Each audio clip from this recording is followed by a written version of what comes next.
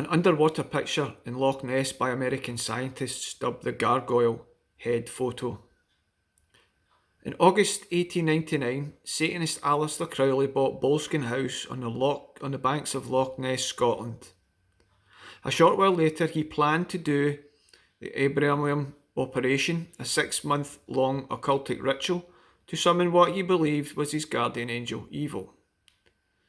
Crowley had sand 2 fingers deep to record the footprints of the entities he invoked.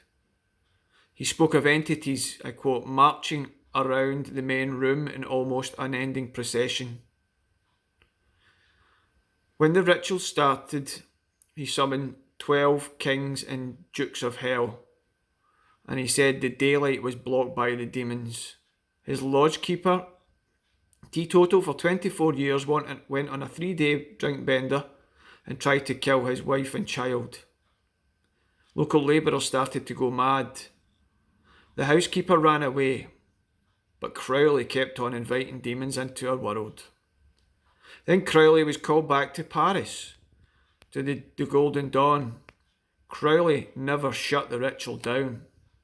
These entities escaped. Now, just before this time, only maybe hundreds of years prior, there was reportings of something in the Loch. It is a very mysterious place, the Loch Ness in Scotland. But before this, there wasn't the hysteria about the Loch Ness Monster. It wasn't a thing. But by 1933, people were filming, photographing and reporting something in the loch. In the 1950s, a laird lady, her husband had died, and on a sunny day, she went out in a boat and she dressed up in her best jewellery and her bit of fine clothes. Something happened and the boat sank. The family wanted the jewellery back, so they hired a deep sea diver. The diver went down and came straight back up, couldn't speak, his hair had turned white. He'd went mad.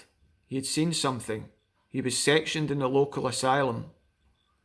I had a confirmation of this story by someone whose granddad had worked in the asylum in Inverness in the 50s. The guy had said he saw a gargoyle entity. Doesn't look like a dinosaur, this thing. In 1993, then President Bill Clinton asked a group of remote viewers to find Nessie, the Loch Ness Monster. They tried and reported that they couldn't view as Nessie as a ghost, a spirit.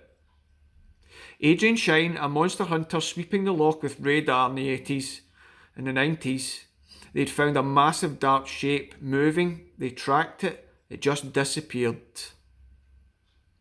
It is my belief that the Loch Ness Monster is indeed some sort of spiritual entity, possibly evil. What do you think?